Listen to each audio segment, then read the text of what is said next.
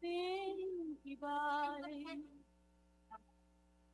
Nos fios cada lei, mulheres pilotando, deve nos amor, coragem, não, nunca fecha a boca, tá pegado com o desgraçado é que junta tenha outro dragão. Não, nunca fecha a boca, que tá pegado com o desgraçado é que junta tenha. Homem que sente medo, que sabe que tá tem porta, mulheres que tá tem preso, queria que tá tem sol, saquedo no fim, saquedo cada em casa, rico por ser riqueza, não, nunca fecha a boca, que te pega com mão, desgraçada é quem te junta dainha, não, nunca fecha a boca, que te pega com mão, desgraçada é quem te junta dainha. Saquedo, ninguém saquedo com postura, Corpino de flamanteira, saquedo de barulho, saquedo, mocinho, saquedo, joga tudo pra ter coragem. Quem te torna no charinho, da mesa, nossa, nunca quis labor, e tá pegado com o desgraçado é que eu fiz junta dainha. Nossa, nunca quis labor, e tá pegado com o desgraçado é que eu fiz junta dainha. Não vai, minha gente, não vai, o pouco não vai. Feliz ficou pepincar, não vai, como não vai, minha gente, não vai, o pouco não vai. Feliz ficou pepincar,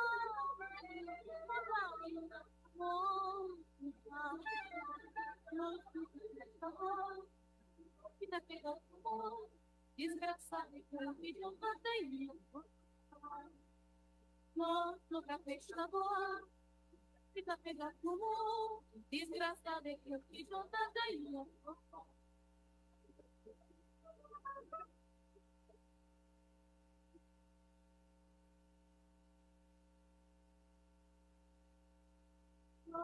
Café da boa, fica pegado como desgraçado que eu pedi um bateria. Desgraçado que eu pedi um bateria. Desgraçado. Desgraçado que eu fiz um tatanho. Desgraçado que eu fiz um tatanho. Desgraçado que eu fiz um tatanho.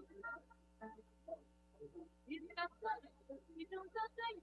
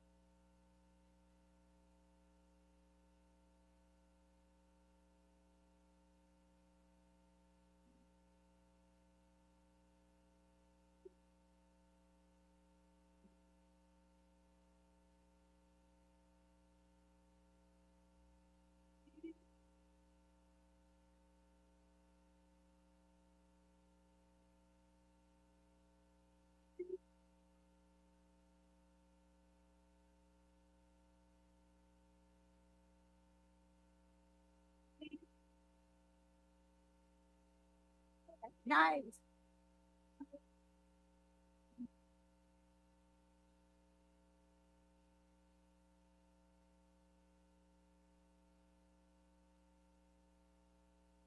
Right.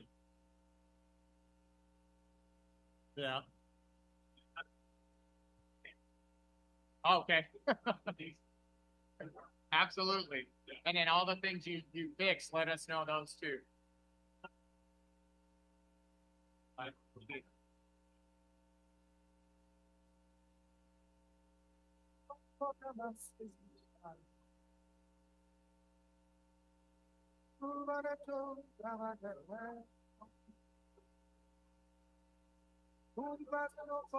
You don't step back, fall off the stage.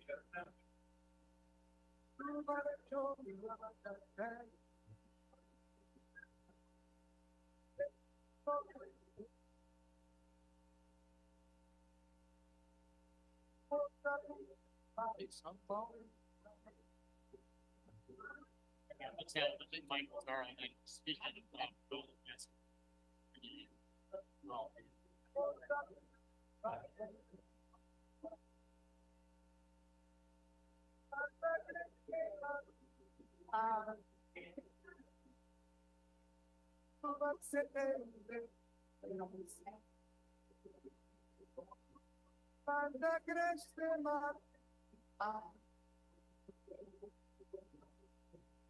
Huh?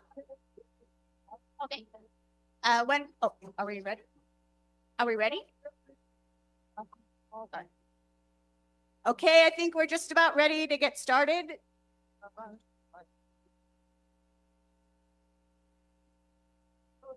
All right, I'd like to call to order this special meeting of the City of Carpinteria, and we'll start with a roll call. Brian? Vice Chair, I have all council members present except for Mayor. Great, thank you very much. At this time, I'd like to turn it over to Council Member Mayor to lead the Pledge of Allegiance. I would like to invite all of us who are willing and able to please stand and join me for the Pledge of Allegiance.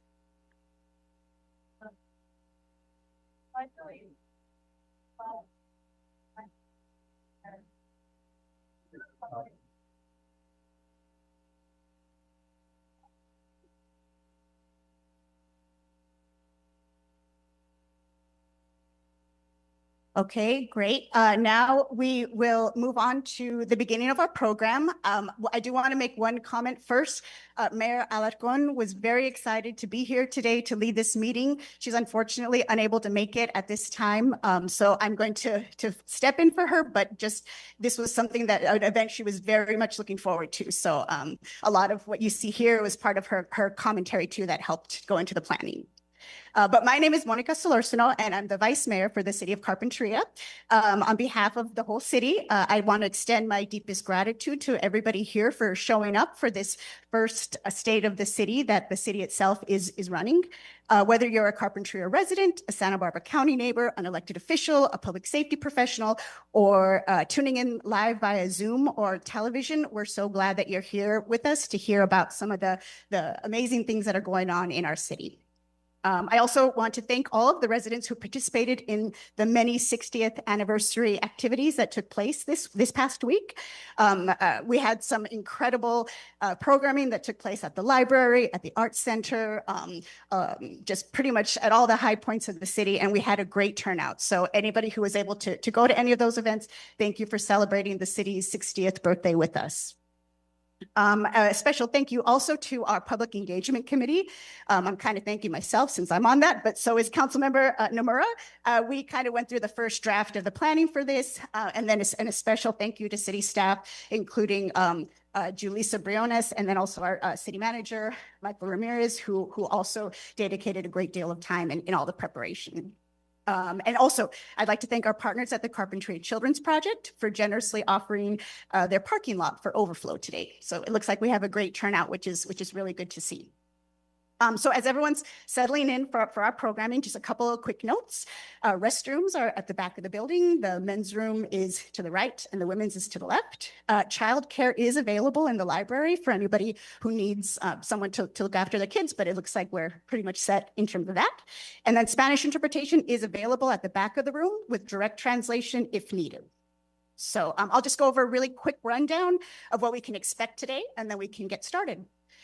So first we'll have a Chumash blessing and land acknowledgement. Then we're going to look back at Carpinteria's history with some special expert guests that we have on hand to lead us through that.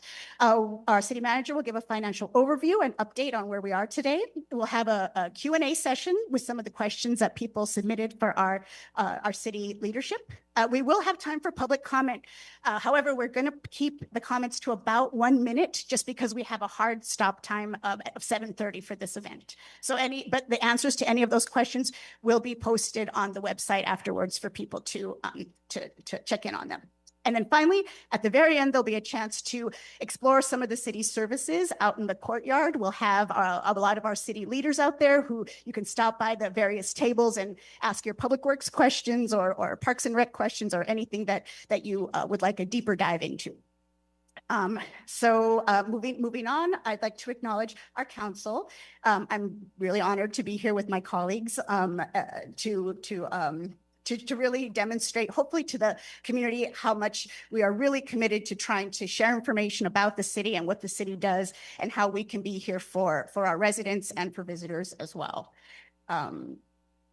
So you might be wondering why we chose Veterans Memorial Hall for this event. You know, we could have used the council chambers like we do for normal meetings, but the building does hold a special place in the city's history. It's where the very first city council meeting was held on September 28th, 1965, almost 60 years ago today to the day. So it felt only fitting that we gather here tonight to reflect on Carpinteria's past and to celebrate and look forward to its future. So at this point, we will do a land acknowledgement and Chumash blessing. So before we begin the state of the city, I want to take a moment to recognize the land we're gathered on. The city of Carpinteria sits on the ancestral homeland of the Chumash people who have lived here for thousands of years and who continue to live here today. We honor the Chumash whose deep spiritual and cultural connection to this land remains strong and enduring. We express our gratitude for their continued stewardship and for the opportunity to live and work in this beautiful place they have long cared for. May we move forward with respect, humility, and a commitment to learning and partnership. So at this time, I would like to invite Chumash Elder Julie Tumumayet Stensley to receive this acknowledgement and share her words with us.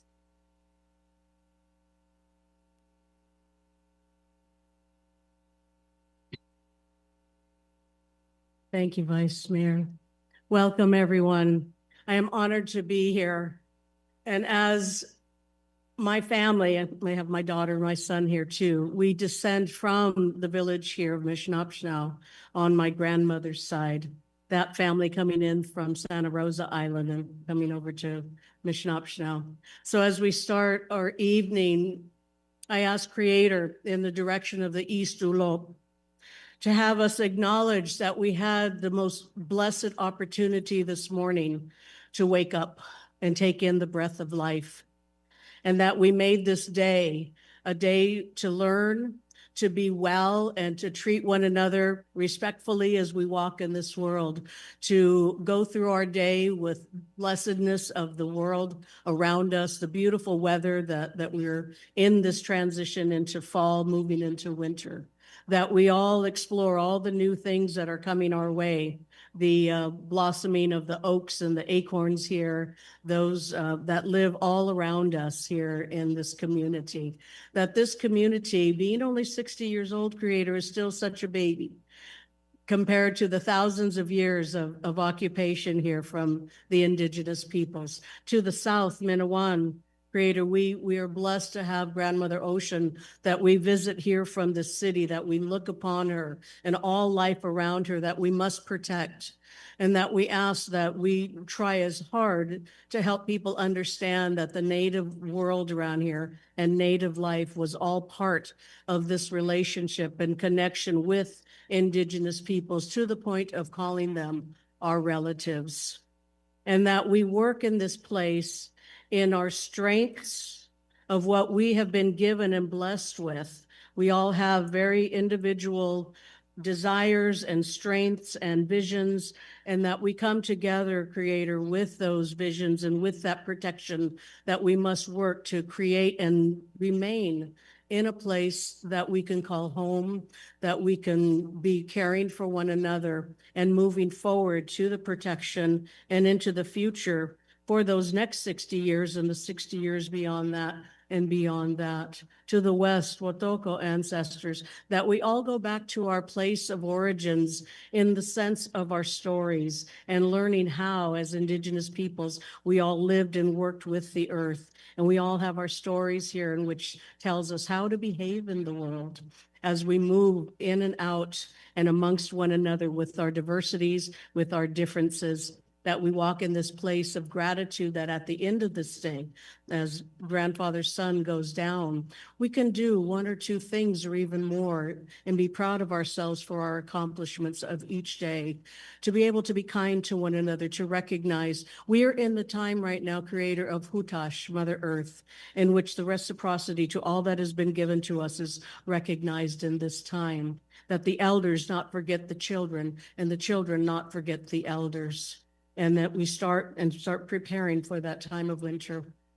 To the north, Minwalash, we thank you, Creator, for all that has been given to us this year and for that rain that we hope and pray for to come in for this winter, to wash everything down, to satisfy and quench the thirst of all living beings, the rooted people, those four-leggeds and finned people, that we replenish our lands and that we do not waste anything that comes to us this year. To our sky, that we look for the protection of what is happening in exploration out in our world. And as communities, as we stay together, we can talk about these things and help advocate for those who are voiceless, for our Mother Earth, for all that has been given to all of us through a millennium, and that will continue. If we are not careful, it can disappear before our very eyes. So we thank you, Creator. We thank you for all that has been given to us, and that we celebrate all the work that all of these people here sitting up that are so proud of them, and we give them, and all of you,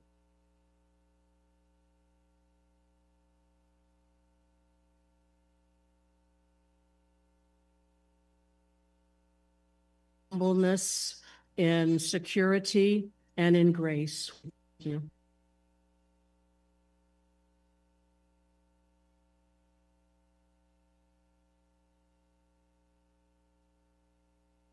Yes, Julie. Now we have a special treat, a presentation of city history by Interim Public Works Director Dave Derflinger, whom many of you know as the longtime former city manager for the city of Carpinteria. Thank you, Vice Mayor. I also want to thank Julie for the wonderful land acknowledgement. Those wonderful words. Thank you. Well, here I am back at the city. It's good to see you all. Again, thank you, Vice Mayor Solorzano, the opportunity to talk about 60 years of city government in Carpinteria. That's right. I'm going to cover 60 years in about 15 minutes or less. So I'm definitely going to be skimming over the top of many things. So a couple of notes. In advance, please forgive me if I miss something you believe is important about the city's history or I don't give it its due. If I screw up some facts, don't say anything. But while this historical overview presented on the 60th anniversary is intentionally focused narrowly on the city's growth and evolution through the lens of local government, it cannot help but touch on broader histories, culture, and social norms. The city was not created and has not evolved in a vacuum, but rather as a part of a larger society with an understanding of the history of this place that has a built natural environment and the people that lived here long before there was a city. Being conscious of and respecting the special history and characteristics of Carpinteria has undoubtedly motivated the people that have been integral to its local government. And with that, I'll get started. And where did it start? It started, of course, with incorporation. Why incorporate a place like Carpinteria? It had been a community for many, many decades prior to 1965. And it certainly wasn't a given that incorporation was going to happen. In fact, there was folks that were against incorporation. There was even one failed attempt, at least one failed attempt prior to the successful 1965 incorporation. The first district supervisor of the county was apparently attentive to the needs of the community. The fire district existed for many years. There was a sewer district and the water district. And the prospect of higher taxes with local government was seen as a reason not to support incorporation of the city. But of course, there was gravity towards local control, land development decisions, law enforcement, to name a few examples of the tenets for supporting incorporation. A local government where residents had a real say in matters that over time could shape the growth and character of this place. And of course, that's what won out, as we all know. Voters approved the incorporation and a city was born. Once that toehold was established, and I think there's a slide we have here, Julissa, that shows the original incorporated city limits in red, and then surrounding that, what amounts to the incorporation that we have today. And this is a local agency formation commission map. And it's hard to see, but there's little numbers on each of the 30 annexations that have been concluded since the city's original incorporation. The largest of those, and perhaps the most significant, occurred in the first 10 years. It really answered some important questions and teed up for the community grappling with some important questions about what the city was going to be. Was the city going to be, with the annexation, 2 miles out of oil platform areas, in the area to the east of the city where there was a layout even done for an oil refinery? Was it going to be an oil town?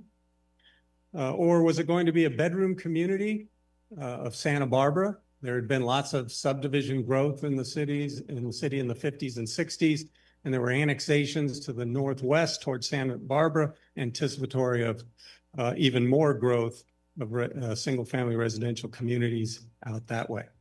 Or would it have its own character, reflective of its unique history and people? Well, they didn't know at the time. We know how it's played out to some degree now. But what they did know back then is they had a city and the people would have a say wherever the community was going to go. So I'm going to talk about some milestones, and I'm going to do that through a few topic areas: tax base, infrastructure, legislation, and service delivery. Now, if those aren't dry topics, I don't know what are. But there are little stories to tell in there that are important to the community, so bear with me. In terms of the tax base, property tax, sales tax, and hotel bed tax, still the main revenue sources for the city to this day were important revenue sources then. But more important, the most important perhaps, was property tax. This is Proposition 13 days. A vote of the city council could change your property tax and increase revenues to meet service needs. And that happened undoubtedly in the early days. That ended with Proposition 13, later on with Proposition 218. The city gets about 9 cents on the dollar of property tax. And early on, that property tax revenue was important, came to the city in the form of growth, right? There was new growth. There wasn't a lot of per square foot value in property tax. So building is what brought in more revenue. That's different today, right? Today, there's very little growth, but there's increased value, exponentially increased value in properties. And when those properties turn over under the rules of Prop 13, we get increased revenue. Also, sales tax has taken on a much more important role. There's been local sales taxes passed at the county level for transportation projects, at the local level in order to support community services.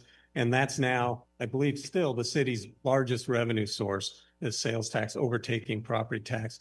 Hotel bed taxes, these other taxes had to take on increasing importance over the city's history post Prop 13 in order to fill the gap. Assessment districts also approved and helped that.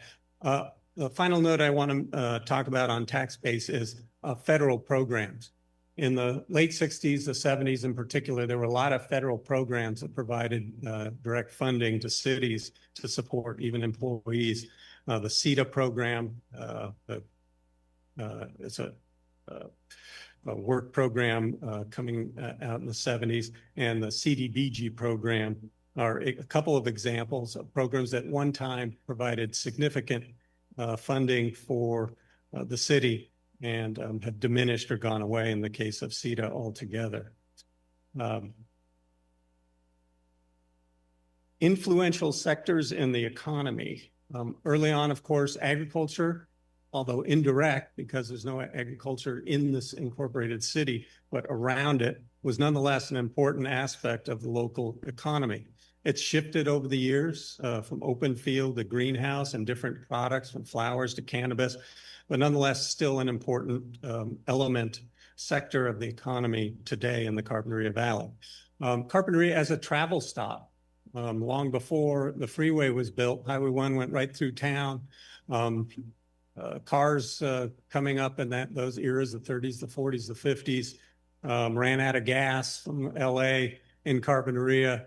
And so there's a string of gas stations dotted up this way from Carpinteria up through Summerlin. And that was an important part of the local economy. When the freeway was built, that changed, but Carpinteria remained a travel stop. Tourism was very important, of course. The State Park Campground was there, but it was a mixed bag. This was the 1960s when the city incorporated, and the campground was actually seen as a liability. There's folks that camp there, a lot of hippies camping there that certainly weren't coming into town and spending money. People camp differently. They're truly self-sustained versus the kind of glamping that goes on these days. And folks come into town, they're looking for a destination and they do things. That wasn't the case in the 60s. And so the city even enacted a camper tax in the late 60s, early 70s, in order to offset the cost of providing policing and other services that were impacted by the camping. Later, the state usurped that with a law that prohibited any local government from enacting a camper tax. You call that the Carpinteria anti-camper tax legislation. So we made our footprint. But nonetheless, tourism then and now, even more so, is important to the downtown district and the retail and restaurant industries of the community. And then, of course, in the industrial park that was annexed later on, there was an emerging manufacturing sector that has given way to high tech. and biomed businesses out there. Sectors that are gone, no longer here in the community, pretty much oil is gone. That was an important job base and work here at the time of city incorporation, and residential construction. This was a boom place. It was a boom town, a lot of residential growth. And of course, we don't get that kind of growth anymore as a part of the economy. So that's something about tax bases and how it's evolved from 65 to today. I want to talk a little bit about major infrastructure now. The freeway, I touched on it. When it was in place in 1965, it was done rather poorly, like many freeways, and served to divide the community as a giant divider physically in the community. But it also, ironically, I think, helped Carpinteria remain small. I talk to people to this day that have come to Carpinteria and say, I just discovered this place. I can't believe it. I drove by on the freeway so many times and I never knew it was here. And I think the freeway allowed for that. You can imagine if it was still Highway 1 going down Carpinteria Avenue, everyone driving through the area would know what a wonderful place Carpinteria is. But the freeway diminished that, of course, and helped, I think, to keep Carpinteria small and known as this hidden gem. Now that's changed recently. Some of the sins of the original freeway project have been healed by the hard work of the community working with Caltrans to have the new freeway project put in, better pedestrian and bicycle access and other things that help heal that. But major infrastructure, the history of the community affected by the freeway project and how it interacted. The other thing I'll say that the freeway did was it hurt the downtown, right? It drew business naturally away from the downtown into freeway interchanges like it did so many places. And you have Shepherd Plaza, you have Casitas Plaza growing in the 60s and 70s out by the freeway and drawing businesses out there.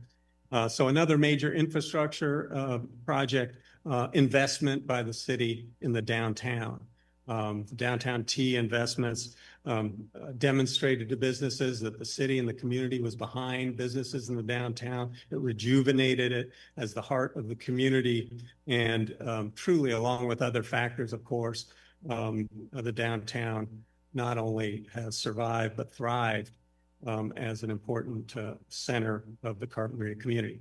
Flood control is another aspect of infrastructure that had early on important part of the community's history. In '69, there's a major flood, as many of you know here. There was already plans that had been drawn up by the Army Corps of Engineers to build a flood control system, but it hadn't been done yet, it hadn't been funded. And with that '69 disaster, after decades and decades and decades of flooding disasters in Carpinteria, funding finally came to put in the infrastructure that was needed. That allowed for recovery of some lands and investment in neighborhoods that just couldn't invest in because they were too prone to flooding. So that was important. Also, it was an early example of the community advocating for local resources, natural resources, environmental resources. I think the Army Corps of Engineers would have built a concrete line channel in Carpinteria Creek too, but the people stood up and said, no, not only is this not where the major history of flooding has been, but we need this natural creek. It's too important part of our local environment. And so Carpinteria Creek was retained in its natural condition. Other infrastructure is critical. Parks and open space. I just want to talk about parks in particular. We came here in 1999, and so I'm a newcomer. And there's been at least 10 parks, I was counting on my hands, that were built in the city since then. The Salt Marsh Nature Park had just opened up. The Bluffs Nature Preserve in Viola Field shortly thereafter came to the city and were developed as parks. Carpinteria Middle School recreation facilities with a joint grant that the city partnered on. Tomal Interpretive Play Area, the Community Garden, Seaside Park, Rincon Bluffs Preserve, the new one, and the third out there, and the Coastal Vista Trail project, and of course the skate park most recently. Hundreds of acres of recreation, both passive and active, have come to the community and are a significant part of what this community is about, valuing open space. One of the challenges going forward is how to pay for maintenance and replacement of all that infrastructure that we're talking about here, local streets, parks, all this wonderful stuff, because much of it came in at the same time during those growth booms in the 50s and 60s. So early on in the 60s, the 70s, there wasn't a lot of maintenance that needed to be done. A lot of the streets were relatively new, but they're all aging together. And in the last 20 years, we've seen a significant increase in the amount of maintenance required in our park system, in our streets and sidewalks, in our street trees. And that's very costly and poses different kinds of challenges. All right, legislation. Important legislation. If you think about 1965, what happened in the first 15, 20 years after that, late 70s? The Coastal Act was adopted by the people of California. California Environmental Quality Act was approved by the people of California. And that does a lot of things. It helps preserve agriculture. It stops the expansion, runaway expansion of suburban sprawl out into these areas. It puts a new lens on the protection of coastal resources. Salt marsh, the bluffs. There was talk at the time of a marina being built in the salt marsh. The state beach can be built upon, and this connection of open spaces and coastal resources along the entire coastline of Carpinteria now is seen as something that can happen and be a reality. And all that, people start to think about that because of these statewide laws and precedents through the Coastal Act and CEQA. The city becomes a leader in sustainability, adopting single-use plastic controls, and sees itself that way to this day. Single-use grocery bags and to-go containers are restricted. Big box retail. There was a time where there was the idea that there was only going to be one grocery store in town. And the city council, in its wisdom, stepped in, got information, adopted legislation that prevented basically that monopoly and kept smaller stores in competition for the Carpinteria community in place, which still exists to this day. A couple of more recent examples, short-term rentals limits have been critical. I think if you travel, if you're fortunate enough to travel, you've seen places where communities are just shells of their former self, and they're really just tourist places. They're no longer places where people actually live and work. Carpinteria set some limits early on, got ahead of that curve, and of course will remain a real place that's valued. Finally, I want to mention something going on currently. Housing laws that have been adopted present some real challenges to the city and have the potential to really reshape this community over the next 10, 15, 20 years and beyond. And of course, the city council and planning commission are responding to that. But it's important stuff that's happening now in real time that communities like Carpinteria are responding to. Some key service decisions that have been made over the years. Carpinteria has been not afraid to change. It delivers services through people directly, employment, through contracts, through franchise agreements, through collaboration with other agencies. And early on, it had to make a decision about services like recreation. How are we going to deliver recreation services? Well, it didn't want to duplicate what the Boys and Girls Club and others were already doing in terms of serving youth and sports teams. So it started to move and find the space where it could deliver services not already here. And today we have ocean recreation services. We have a wonderful community pool. We have hiking and biking trails throughout the city. That's the kind of thing that the vision early on has led to. In land planning, the city said, again, we want to control this place and keep the character of our small town. So it adopted a robust general plan and local planning team. Architecture Review Board and Planning Commission that review development applications were very important early committees that were staffed with the best people in Carpinteria to advise the council and make decisions And to this day, of course, Carpinteria remains a wonderful small town. Law enforcement was another one. Of course, wanted a local police department. They got a local police department, served the city well for a couple of decades, and just became too expensive to be able to operate a small department. Typical of Carpinteria, a fully immersive process occurred with everybody in the community. Big committee, the police chief, everybody, reports were generated, and ultimately it was decided with everybody's input that a contract with the sheriff's department was the most effective way to retain those services and improve them over time, and that's in fact what's happened. I want to talk about most recently some stuff that's gone on. We have a PIO now and a communications program and team. Super important. We learned some lessons the hard way during the fires and the floods, that using social media and using all the tools to get information out to the public is going to be super important. And the city has moved quickly over the last 10 years to do just that and get information out to everybody. Library services, the Age Well program, examples of responding to community needs, retaining local control in order to be able to adjust to local community needs. It's what the community has done since early days and what it continues to do today. I don't want to forget to mention volunteers and not-for-profit organizations. Small city does not work alone. Again, forgive me if I miss any organizations.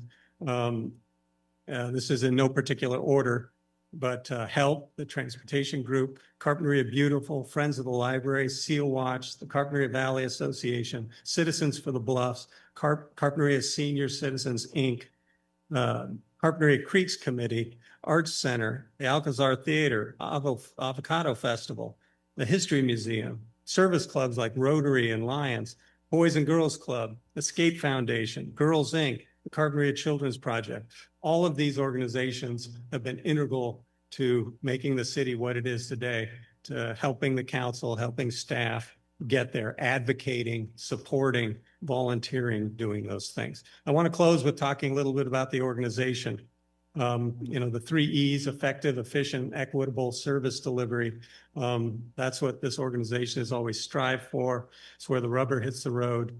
Although the staff size has certainly grown over the years as it's evolved with service delivery, so has its professionalism, knowledge, and expertise, and it's no better than today with Michael's leadership and the council's policy direction.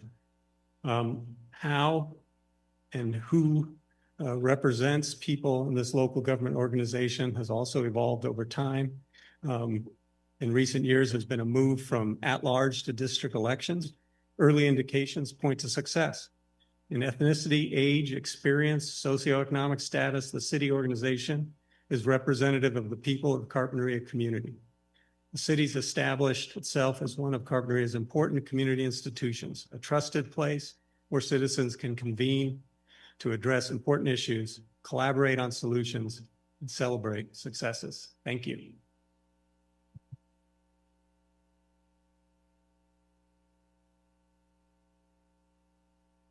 Thank you so much to Dave, and thank you for stepping up in the city's hour of need to be our interim public works director. So we are all benefiting once again from your experience. Next, we have a budget overview by our current city manager, Michael Ramirez.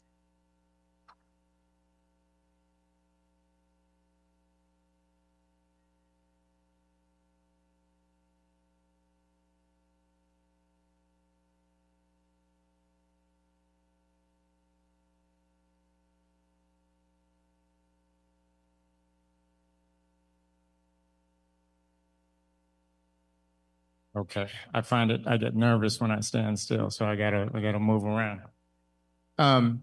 So first, I just want to thank Dave for being here and doing that history, and just remind everyone that he was here for 21 years, and I'm on the opposite 1 to 2 years as city manager. So my history is not nearly as great. I have heard those stories before, and so fortunate now that we're streaming it, and I'll be able to replay them as a reminder.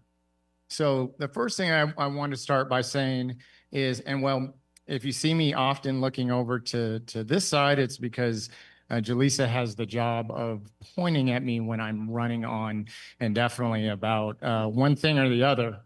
Um, so the city of Carpinteria, in terms of what do we do to be transparent with all of our finances and make sure that the community is involved. So first of all, in terms of our standards that we set for our financial practices, and I'll have to look at these, some of these are a tongue twister, but the city has received the Operating Budget Excellent Award several years running, and that comes from the California Society of Municipal Financial Officers, or CSMFO. We've also received the Certificate of Achievement for Excellence in Financial Reporting, and that comes from the Government Finance Officers Association, or GFOA.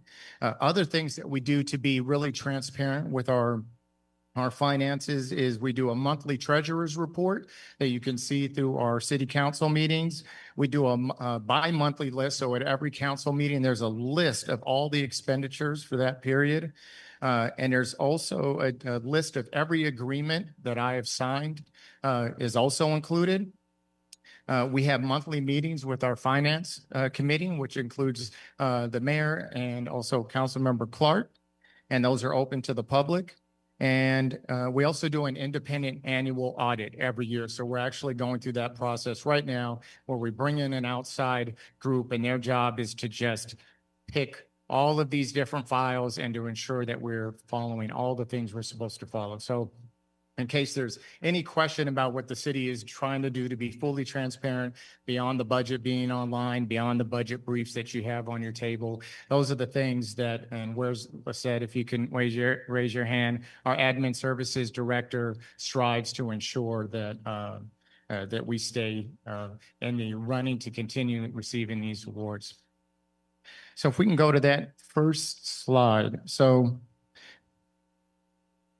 our revenues. So really what this will show you is some of the things that Dave already talked to us about. Our three major income earning is our property tax, our sales tax, which includes Measure X, and then as well as our transient occupancy tax.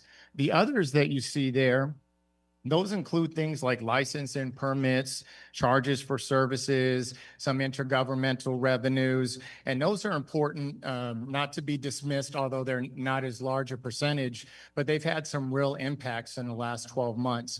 And so one of the things that we've done is we've really been working to update our costs of things so that we're collecting what it costs for us to offer them. One of those was in our community development department. We found that they were receiving a lot of work, a lot of permits, and we use a lot of professional services and outside contractors to help us when that work kicks up. Well, when you're collecting $1,000, but it costs you $1,500 to process it, eventually your city starts cutting back on use of those outside services, which negatively impacts your customer service. It slows down projects.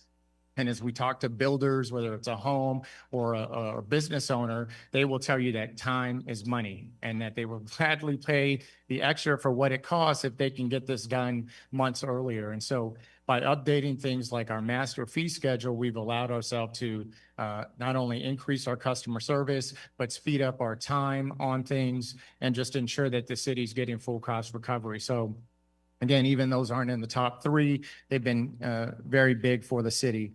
Also, this is just our general fund revenues. So you'll see in our budget that these numbers are shown a bunch of different ways, and the percentages will change. One sheet you'll look at, and the personnel is this percentage, and on another sheet you'll look and it's this percentage. And that's because, is it a percentage of all funds or is it a percentage of our general fund revenues? Well, we're focusing on general fund because this is our ongoing revenues. Our other things that we might receive could be federal grants, state grants. These are one-time monies often reserved for special projects. And so not that those aren't very, very important, but we like to focus in the state of the city on the discretionary revenues that you all and through your council have the ability to steer how those funds are used.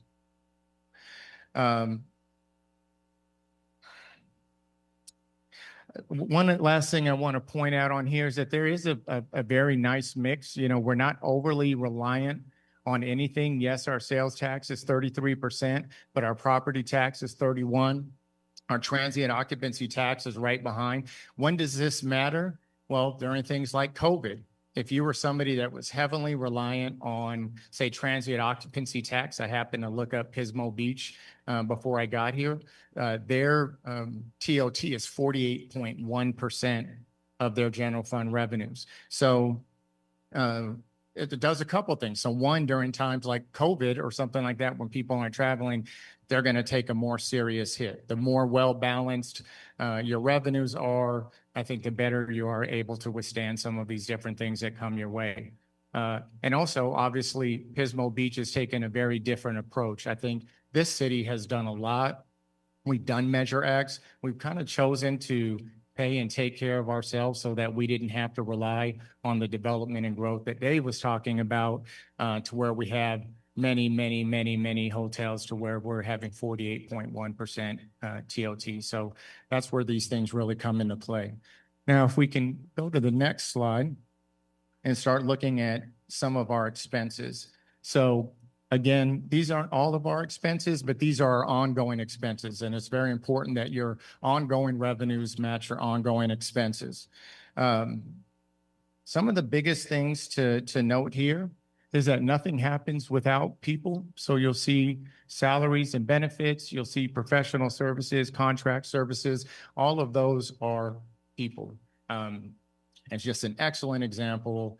I'll keep pointing to Jaleesa, like this event, it's the way that it's happening right now would not have happened without that lady right there. She's the one that made this. I think I was thinking we were just going to put out some chairs and a couple of tables and we would just be okay. And this whole thing was put on by her, and it would not have happened without that. And we have so many great people here in the room, new and those that have been with us for a long time. And if you've ever had to deal with them, you know how much people makes a difference. So there's that. There's some other things in there. Our police UAL, which is the green one there in the bottom right, that's not sheriff, that is police, because we are still paying for that police department that I think was discontinued 1996, 91. So that much longer, we've still been paying for that police department, and how Dave mentioned that there's a lot of costs involved with that. So that is not our sheriff. Now, our sheriff's budget here, you'll notice, is 40%. And so I definitely don't pick on our sheriffs. We love our deputies here, and that is what things cost. As we look around to what other cities are paying, it's not as if we're paying something that other people aren't. That is what it costs. But in terms of how it affects us as a city, when it's 40% of your general fund expenses, and it's increasing at last year, over 7%, this year over 5%, and your revenues go up by 0.25%, the trajectory starts to create some issues. And so that's why we find ourselves often talking about our sheriff's contract. Some other things in here that I'll just want to point out is, again, those professional service contracts. We've had some people make some public comments about, how much the city contracts. And so anytime we can, we look at ways to move things in-house if it will save the city money. We did that with street sweeping services recently. That is now all handled by the city and saved us, I think, plus $200,000 a year. That was a great move. Other things, they spike. And so they'll get really busy and then they're not, and really busy. And so that's where things like professional services come and help, because you can have that staff augmentation to support you, but you're not paying those salaries years round. So that's, we look at that all the time, and when it makes sense to do those in-house or to outsource those. And then the last thing I want to point out is that capital outlay of the 3%. That is not where we would really like that number. That is our investment in our infrastructure, in our roads. All of you can probably point out a road that you're waiting to get fixed. And so I saw some hands pop up. And if the city does not have the, the funds to be able to to give towards that, it's usually, a sign of things that, we need to make some changes. And I'm going to get into that here in the next slide.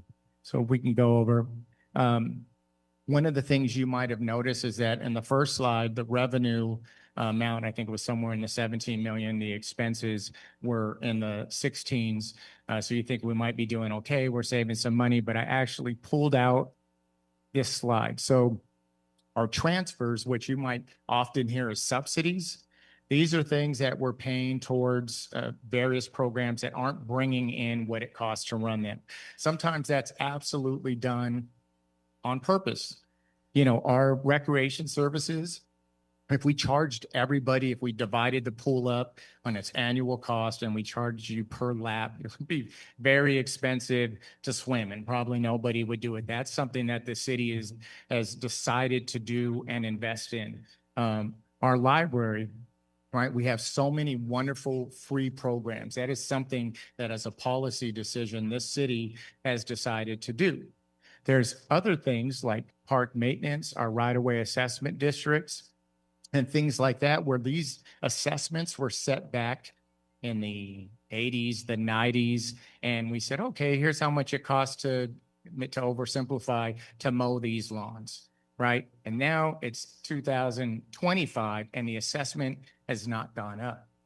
So as you might imagine, those things cost double or more what they did back then. And so the city now has to start looking at potentially going into a process where we turn back to our voters and ask them, to vote to support increasing these assessments so it covers what it costs to provide the service so that that money is not coming out of your general fund and it can continue to go towards your pool and your library and your roads.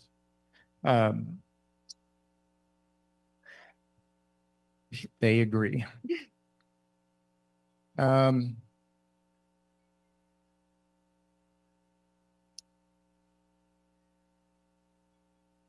Yeah, okay. So this slide, I was trying not to get to this slide so quick. This is one of the more depressing of the slides. So the red line is our total expenditures. The green line is our total revenues. And this is some of the trajectories that you could see that I was talking about. The blue line is essentially our savings account. It's our available fund balance. So those are the monies that you save up and then you use to build, you do your, $6.5 million pavement project like we just did a couple years ago. That's what you see in 24, 25. When you see that spike in expenses, that was the city using monies that it had purposely put together to be able to do a large pavement project. So when you see those spikes, it's not always a bad thing. It's us investing money where it needs to go. The problem is as we're coming towards that tail end and we're not able to make those investments, is all of these projects are just going up. So that $6.5 million pavement project is now 7.25. If we can't do it this year, it's 7.5. So the longer it takes to get to these projects, just the more expensive that they're getting. And so the city has been strategically using its available fund balance. But as you can see, by 26, 27, we're down to less than $1 million. And by fiscal year 28, we're estimating that if we do nothing, we're going to have to start making some serious, whether it's a reduction in service or a reduction in staff. And it will be a very tough decision at that point for the community. Next slide. Tried to pick it up a little bit from there, not hard. So what are some of the budget considerations? We have decreasing available fund balances. Our expenses are going at a higher trajectory than our revenues. You can't keep doing that forever. When you don't do that, you're not investing in your CIP or your capital improvement plan, and you're not getting the things that are actually it's like your car. You take longer to fix it, the problem actually gets worse and the cost of it goes up. So dealing with that. We do have strong reserves. So this city is built to handle whether it's COVID or some major disaster.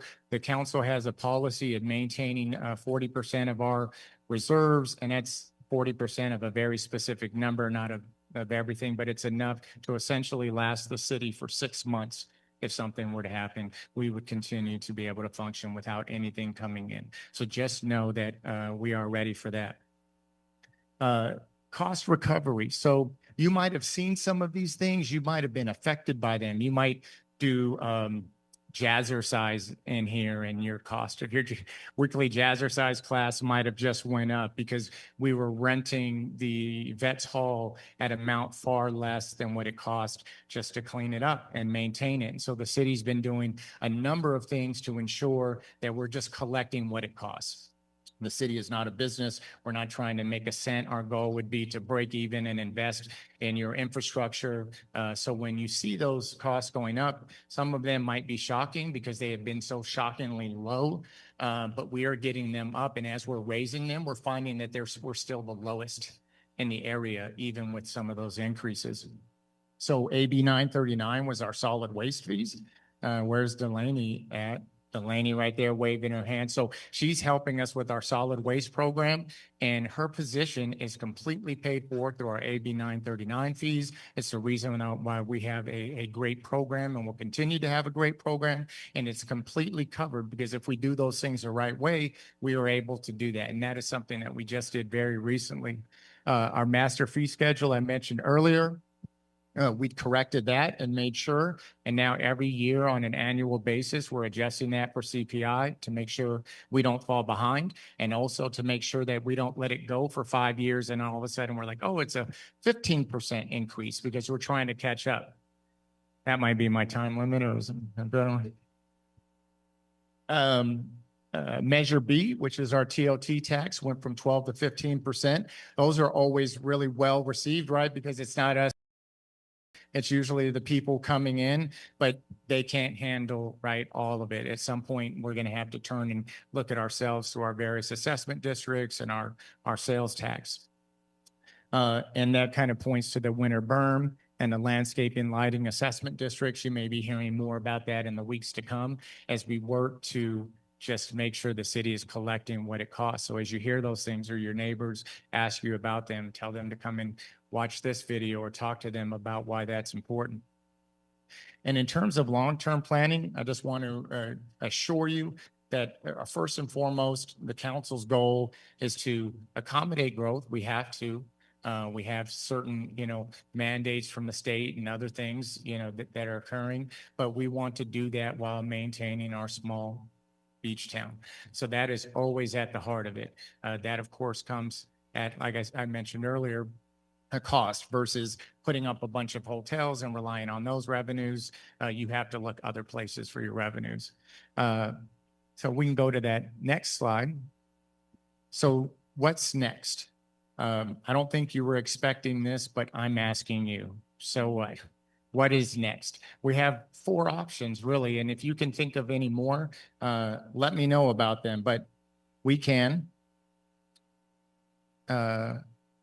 do cost reductions without cutting service. So if we can look at anything that we can bring in-house, an app or a program that can do what staff used to do, how can we make some cuts and still maintain our service levels?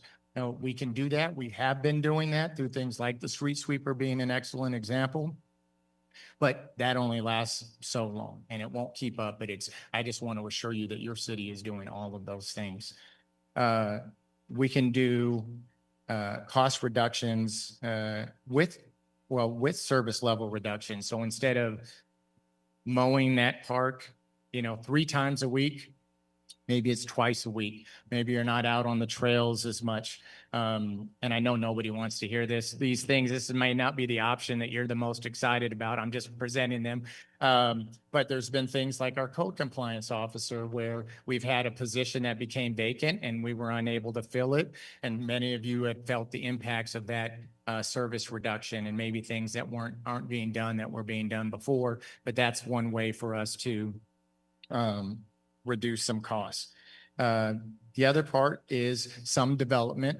So there are things that are happening. We're not fully frozen, and there are, various projects in the pipeline. There are housing things that are coming up, and those things will bring increased revenues. There's houses that are being sold, and they were frozen at Prop 13 tax levels, and as they get sold and reassessed, that house is being reassessed at a value that's like 10 times what it was before. So some of those things are coming in, and that can offset some of it. But if I know from my conversations with the community and this council, that is not something we're going to rely on to dig us out of this. And then the last one being new revenue streams. And so looking at things like our assessment districts, looking at our sales tax potentials, looking at our business tax rate levels, looking at all of these things that will be taken to your council,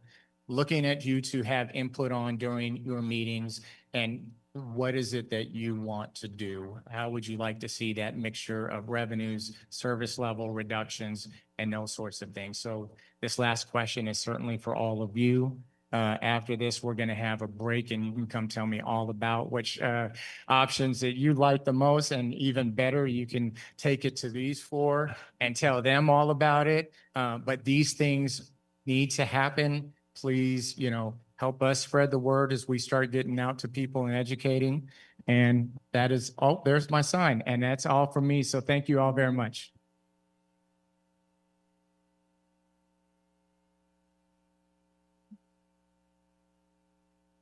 I want to thank our city manager for the presentation. I know with the departure of our former city manager, Michael had some very big shoes to fill, and I know the council agrees with me that he's doing an excellent job at it. So appreciate the presentation. Next on our agenda is we have a Q&A session led by Julissa Briones, our program manager, who you've heard mentioned many times today. And I'll just add on to the many compliments that have been paid to her. If you enjoyed any of the 60th anniversary events last week or this event today, a lot of that is squarely on her shoulders, and thanks to her efforts. So as a relatively new staffer, we are just so lucky to have her on board. So thank you so much, Julissa.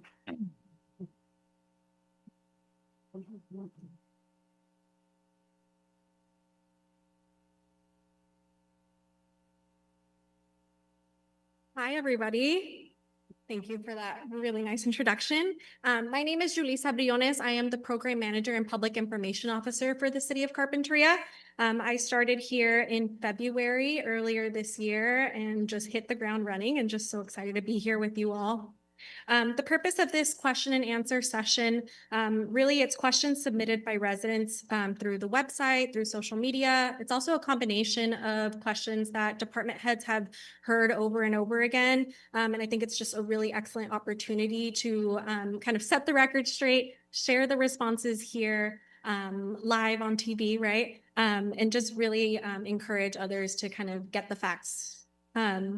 So I'm going to set some expectations. So we're not going to get to all the questions tonight. We had a number of questions that were pre-submitted, and unfortunately due to timing, we're not able to answer everything. However, on the website, so if you go to carpinteriaca.gov/60 years, tomorrow you will have a full list of pre-submitted questions and also answers for you to refer to. So if you want to take notes, that's all good, but don't feel the need to. We're going to have it all on the website after this. Okay, so just kidding. I'm going to introduce leadership.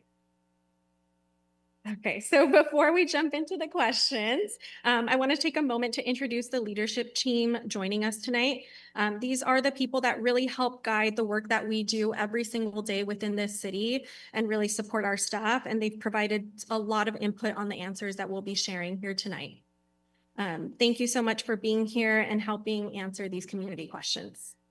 As you'll see, this group represents a wide range of services and responsibilities, and they're all committed to serving the Carpinteria community with transparency and care. And with that, we're going to get started on our first question, which goes to Nick, our Community Development Director. Nick, do you want to come to the podium right here? Thank you.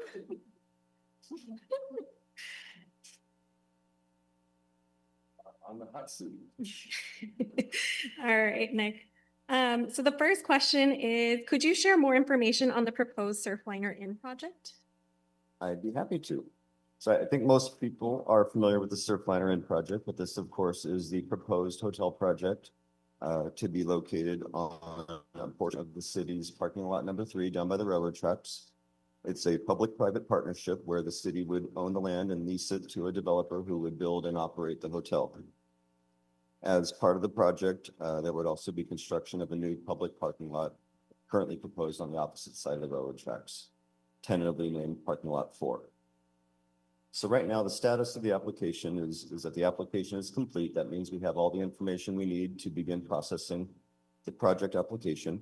And we've been through the Architecture Review Board. And right now we're working on the Environmental Impact Report, or the EIR, for the project. The EIR will evaluate all of the potential environmental effects of the proposed project and identify any mitigation measures needed to reduce those impacts. And the EIR will also identify and evaluate possible project alternatives that could further reduce those impacts, while still meeting all or most of the project objectives. So right now, we're hoping that the draft EIR will be ready to release this winter, either late this year or early next year. And once it's released, there will be a 45-day public comment period. And that's when we're soliciting feedback from the public, from other government agencies and entities about the EIR, what we missed, what we need to take another look at. We'll also, as part of that comment period, hold a meeting with our Environmental Review Committee. And that's another opportunity to provide an overview of the Environmental Impact Report and its findings, and again, to solicit feedback from the community. Following the end of the public review period, our staff and our consultant team will review and provide responses to all the comments received, and where needed, we'll go back and actually make changes to the Environmental Impact Report itself. From there, the proposed final EIR, along with the actual permits for the project, will go to the Planning Commission. And the Planning Commission will be the authorized decision-making body for this project. We don't have an exact date for that hearing right now, but I'm anticipating potentially spring or summer of next year.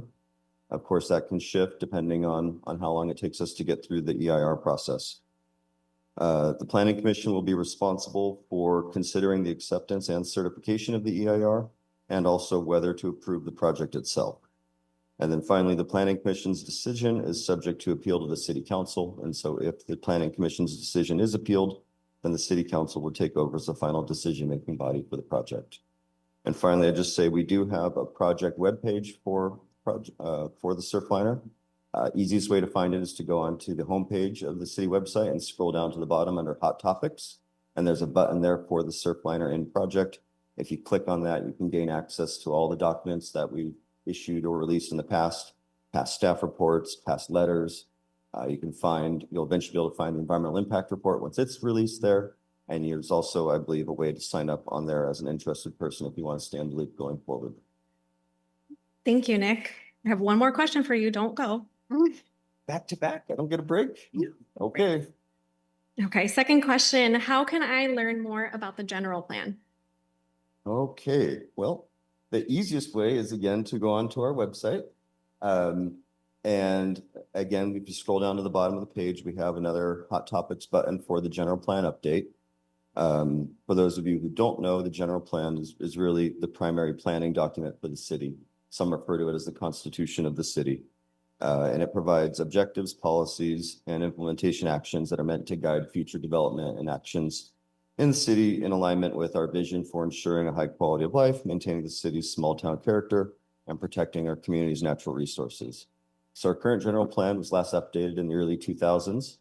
And back in 2015, our council initiated an update to that general plan. This time around, it's really conceived as a more focused update. We're not doing a whole comprehensive rethinking. We're trying to instead address changes in state law where needed to make sure our new general plan is compliant with all the current changes. We're also adding a couple of new chapters to address coastal resiliency and healthy communities. And then, of course, more and more so, we're needing to address and account for all the changes in state housing laws, including reflecting our own certified housing element. So we just recently, over the summer, released a complete public draft of the general plan update. It's up on the city website. You can view it either in its entirety or by chapter. And the next step here will be to start preparing the environmental impact report for that project. So we're going to be working on that over the winter and into spring of next year. And I would think maybe we'll have that released for public review late spring of next year, is best case scenario. And then potentially we might be ready to go to hearings for the general plan update towards the end of next year, so fall of 2026. Thank you, Nick. That was great. Okay, next question is for our Parks and Recreation and Community Services Director, Jeanette. All right, Jeanette. Hot question. What are the next steps in the pool renovation project? I get all the fun questions, and I get reminded of it when I'm after Nick. Mm-hmm. So thanks for that question. So the next steps in the pool renovation project are to finalize and release the request for proposals, or the RFP, for the consulting architectural services, which I anticipate posting in October, so hopefully shortly. Once the RFP is out, we'll go through the selection process, contract with the firm, and then begin the design phase. On the funding side, we've already submitted 2 grant applications, one with the state for $500,000 that does require a 50% match, and another for $250,000. And we're continuing to pursue additional funding options and always on the lookout for any grant opportunities that may arise. And as soon as we have a more accurate cost estimate for the project, we're also going to explore launching fundraising campaigns and identifying other potential sources for funding to pay for the entirety of the project. Thank you, Jeanette. All righty. Our next question is for Dave Durflinger, our interim public works director. If you don't mind joining me. Okay, Dave. So how does the city decide when trees need to be replaced? Thank you. Yeah, that's come up recently. So there's a few different ways. If a resident has a tree, a street tree in their parkway that they're concerned about and feel needs to be removed, they would contact the Public Works Department. They would be directed to a form they fill out for tree removal. Staff would then evaluate that tree, perhaps bring in our contract arborist to take a look at the tree, check the records on when it was last trimmed, to make a determination of its health, review the basis for the request for removal, and bring that all to an agendized meeting of the city's tree advisory board. They meet on a regular basis throughout the year, and they review requests, among other things, for tree removals. If approved for tree removal, then that and any other approved tree removals during the year are gathered together and brought to the city council at a regular meeting in the fall for the city council's review of all of the tree removal requests. And really it's confirmation or consummation of those requests for removal. The council could act to reverse that, but usually they're just looking through them and asking questions. So that's maybe the most common way that tree removal requests come to the city and are processed. There's other ways. Staff can bring forward tree removal requests on its own, and it would go through a similar process. Also, the Public Works Director has the authority to determine if there's an urgent need to remove a tree. For example, the tree is obviously dying or dead. It's cracking, maybe splitting, and poses an imminent public safety hazard. And in that case, the director can act to work with either our own staff or our contract tree trimmers at West Coast Arborists to come in and have the tree removed. We would report and form that to the tree advisory board that decision's been made. But because it's urgent, it doesn't go through the normal process. There is a third process that's anticipated in the municipal code. All this stuff, by the way, it's in the Carpinteria Municipal Code. You can go online, the city's website, drop down menu under city on the left. You look down, you see municipal code, go there. Chapter 12.28, you can look at all the stuff on tree removals. There's also a master tree plan. So we don't just remove trees, but we replace them. And under the Public Works section of the website, you can find the tree master plan. But back to the third way of removal, and that is kind of culling out older trees in the city's urban forest inventory of street trees in order to plant younger trees. So Why would you do that? Well, older trees, even though they're healthy, might be problematic. They're the wrong kind of tree. They're too big for the parkway, and they're starting to, in the long term, they're going to continue to impact right of way. We had this come up the other day. There was a bottle brush tree, and the entire cul-de-sac has bottle brush trees. The tree advisory board was like, let's never plant bottle brush trees in the right of way again. They're messy, they create problems, they're older trees. So that would be an example where the city could go through and say, we're going to programmatically come through this next year and remove this older cul-de-sac of bottle brush trees, and we're going to replace them with something that's now on the more appropriate for the parkway space available. It's younger. You want to have diversity in age and tree types in your urban forest. And culling out older trees or trees that are redundant and planting newer trees is one way to do that. I have to say that third way, the city has done very little, if any, of that. It costs money. It's very unpopular, you can imagine, taking out healthy trees. But that is another way, and in a way that can save the city money in the long run by having less trees impacting sidewalks, asphalt, curb and gutter. And it's something in the future that I'm sure the city will be considering. Thank you, Dave.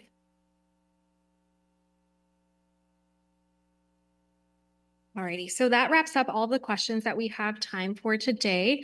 Thank you again to our department leadership for being here and answering those questions. As a reminder, the full list of community submitted questions and answers are going to be posted online at carpinteriaca.gov/60 years. So you can go ahead and check those out in the next couple of days. And with that, I'll turn it back over to our vice mayor. Great, thank you. Okay, so this is the portion of the event where we have our public comment. And so this is for anybody who wants to make a brief public comment on a matter that's related in some way to the state of the city. And so as I mentioned earlier, we're going to try to keep it to about a minute, although I think we're a little ahead of schedule, so it's pretty good. But yeah, so please feel free to come up. Before we start that, I do want to, just in the spirit of public comment and the public comment process, I want to acknowledge our city clerk, Brian Barrett. He does a lot of the other unseen work, especially when it comes to managing the public's interaction with council. And so for events like this, as well as every city council meeting, he's always such a pivotal part of the meeting. So he will be helping me with public comment right now. So I will open it up for anybody. I think that they can probably come up to the podium over there if you're interested.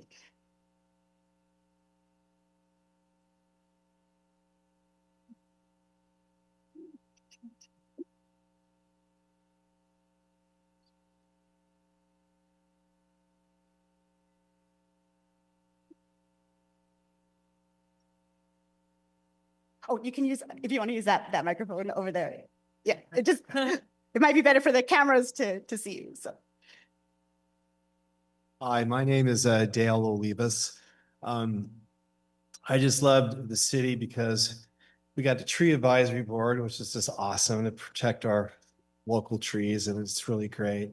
And thank God we got our great CERT community on board and going really good. It's really nice that we have like over 300 certified graduates. I'm glad that we could use those incredibly trained people that have been trained to work in our community in a safe way and to keep an eye on things and to help out during certain disasters that we all know, the next fire or the next flood or whatever else is coming our way. So thank you for being all a part of that. And thank you. I always say your name wrong. I'm so sorry. Jolicia, right? Jolicia. Thank you so much for being inspiring within the community to gather us. And it was very nice to be on the nationals that we haven't been there in a few years to represent a great thing, a CERT, Community Emergency Response Team. Yeah, thank y'all. Great, thank you very much. Any other public commenters? Everyone got all the information they needed? No follow-up comments? Well, like Julissa mentioned, I know that there's going to be additional information from any previously submitted comments that's going to be placed on the city's website. So people can also get some additional information that way. Having said that, I believe I'll close a public comment, and that takes us to the end of our agenda for the state of the city. So now what folks can do, the public is invited to go out into the courtyard area and meet with city staff. There are a couple different tables there that represent the different departments. So you can continue to ask questions if you have some that you didn't want to bring up at public comment. But I just want to thank you again on behalf of the rest of the council for showing up for this and for being present and letting us inform you about what's going on in the city. So anything else?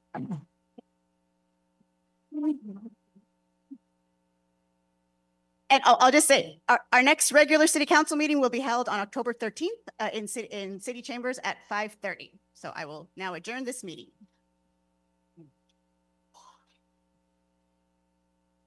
Excellent work. Nailed it.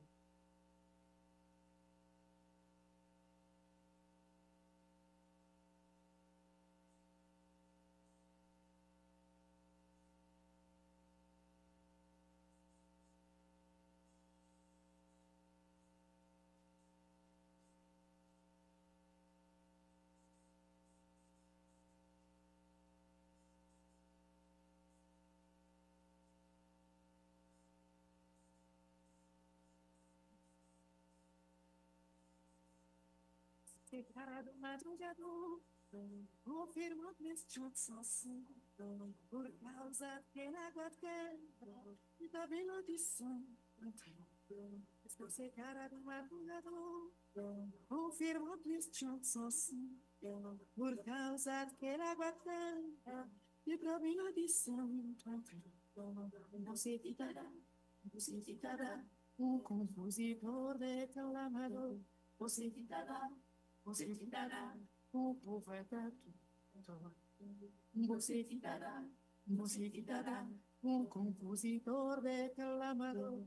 Você ficará o poeta tudo.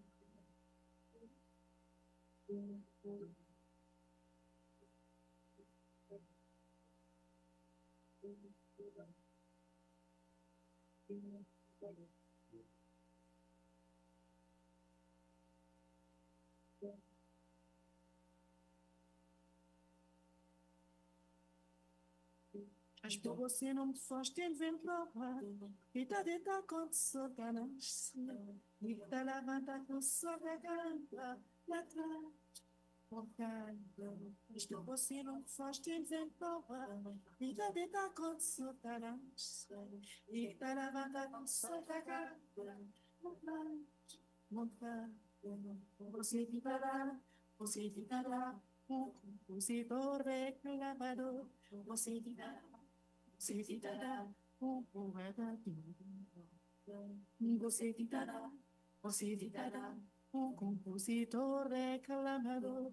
Você ficará um poeta tudo.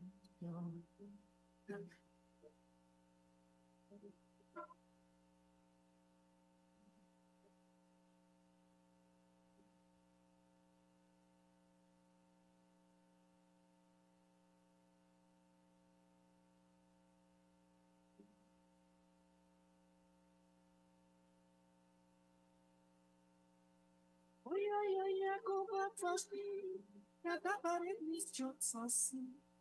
Um bata de gente na dormir, para de gente conhece. Olha, como foste, mas aguardei que da rua. Sem poder entrar, ninguém se torna de mim. Você ficará um compositor declamador.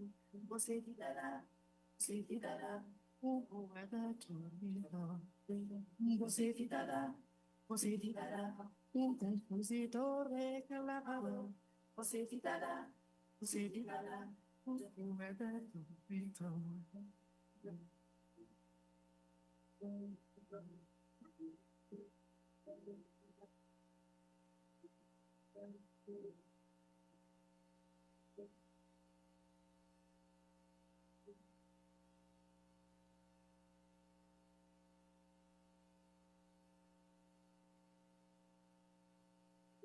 Pra você confundir na festa, sentimento pra casamento, por falta de conhecimento, eu já tô tinta perdendo. Só pra você confundir na festa, sentimento pra casamento, por falta de conhecimento, eu já tô tinta perdendo. Você te dará, um compositor reclamador. Você te dará, um poeta. Você te dará, um compositor reclamador. Você te dará, um poeta. Você te dará, um compositor reclamador. Você te dará, um poeta. Você te dará, um compositor reclamador. Você te dará, um poeta tormentado. Você te dará, um compositor reclamador. Você te dará, você te dará.